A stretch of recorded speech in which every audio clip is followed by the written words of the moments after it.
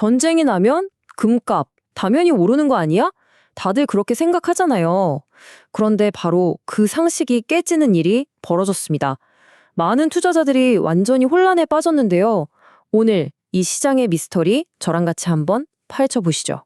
자, 2026년 3월 2일 큰 전쟁이 터집니다. 그러자 금값? 모두가 예상했던 그대로 수직으로 상승했죠. 당연히 안전자산으로 돈이 확 몰린 거예요.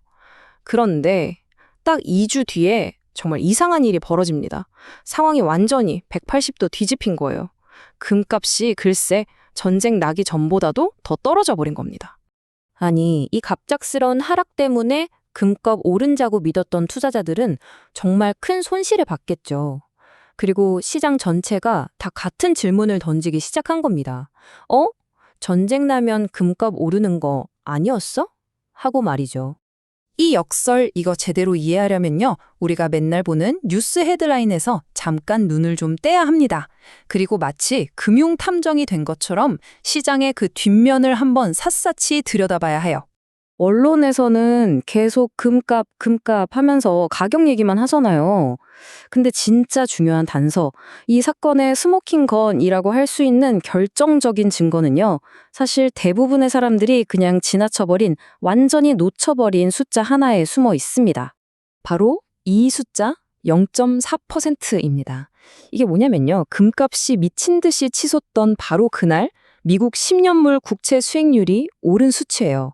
그리고 바로 이 숫자 안에 금값을 아래로 끌어내린 그 보이지 않는 힘의 정체가 다 숨어 있었던 겁니다. 이게 그냥 우연이었을까요? 절대 아니죠. 이건 바로 그 전설적인 투자자 레이 달리오가 수십 년 동안 분석해온 시장의 아주 기계적인, 자동적인 반응이었던 겁니다. 자, 그럼 지금부터 금값을 짓눌렀던 이 보이지 않는 힘, 그 메커니즘이 도대체 뭔지 한번 제대로 파헤쳐 보겠습니다. 이게 전부 다 도미노처럼 연쇄 반응으로 일어난 거예요. 자, 보세요. 첫째, 전쟁 우려 때문에 유가가 확 오르죠. 그럼 시장은 인플레이션 심해지겠네 하고 생각합니다. 그러니까 자연스럽게 채권 수익률이 오르고 더 높은 이자를 주는 달러의 가치도 덩달아 강세가 되는 거죠. 그리고 이렇게 강해진 달러가 기계적으로 금값을 꽉 짓누르는 겁니다. 이게 바로 시장에서 단타 치는 트레이더들이 움직이는 방식이에요. 자, 그러니까 여기서 진짜 역설적인 포인트가 나오는 겁니다. 금값을 6,500달러까지 보낼 거라던 바로 그 전쟁이 아이러니하게도 단기적으로 금값을 억누르는 강달러라는 환경을 스스로 만들어내버린 거죠. 불을 지핀 농이 동시에 불 끌 물을 부어버린 격이랄까요? 그리고 진짜 놀라운 건 이런 일이 처음이 아니라는 겁니다. 과거에도 똑같은 일이 있었어요. 미래를 알려면 역사를 보라는 말이 있죠.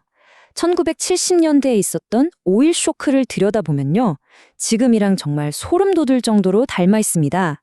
보세요. 1973년에도 금은 처음에 확 올랐다가 다시 주저앉았어요. 똑같죠? 하지만 시장이 이 인플레이션? 장난이 아니구나. 이거 오래 가겠구나. 라는 걸 깨달은 바로 그 시점부터 무려 2300% 정말 역사적인 랠리가 시작됐습니다. 근데 더 흥미로운 게 뭔지 아세요? 지금 현재 금값이 오를 수밖에 없는 이 구조적인 판 자체는 1970년대보다 훨씬 더 강력하다는 겁니다. 아니, 왜 지금이 그때보다 더 강력한 상황이라는 걸까요? 그건 바로 레이 달리오의 분석이 이런 단기적인 가격 출렁임이 아니라 훨씬 더 거대하고 장기적인 세 가지 구조에 집중하고 있기 때문입니다. 자, 첫 번째, 이 오일 쇼크, 이게 그냥 일시적인 이벤트가 아니라는 겁니다. 전 세계 석유의 20%가 지나는 길목이 막혔잖아요. 이건 그냥 기름값이 좀 비싸지는 수준이 아니라 우리 경제 시스템 전체에 매일매일 인플레이션이라는 독을 주입하고 있는 거나 마찬가지예요. 그리고 두 번째, 아까 우리가 얘기했던 그 금값 억제 메커니즘 있죠? 채권 수익률이 오르는 거, 이거 영원할 수가 없습니다. 이유는 아주 간단한 산수 문제 때문이에요. 미국 정부 지금 빚더미에 앉아 있잖아요. 올해 당장 갚아야 할 빚만 9조 달러가 넘어요. 이런 상황에서 이자율을 계속 높게 유지한다? 이건 그냥 불가능한 얘기입니다. 결국 시장이 깨닫게 될 거예요. 아, 미국 중앙은행이 물가를 잡는 것과 나라 빚 이자를 내는 것, 이 둘 중에 결국 빚 이자 내는 쪽을 선택할 수밖에 없겠구나. 바로 그 순간 금을 짓누르던 그 힘이 정반대로 금을 하늘로 밀어올리는 로켓 추진체로 바뀌게 될 겁니다. 자, 그리고 마지막 세 번째, 바로 은입니다. 우리가 금 얘기할 때 은을 빼놓을 수가 없죠.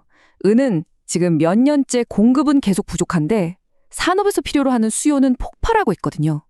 이건 뭐 귀금속 시장 전체에 또 하나의 거대한 상승 엔진을 달아주는 거나 마찬가지입니다. 자, 이 모든 상황을 종합해보면 결국 레이 달리오가 말하는 아주 중요한 통찰 하나로 귀결됩니다. 시장을 제대로 보려면 우리는 반드시 두 종류의 가격을 구별할 줄 알아야 한다는 겁니다. 하나는 우리가 매일 뉴스에서 보는 달러 가치나 채권 수익률에 따라서 휙휙 바뀌는 단기적인 가격이고요.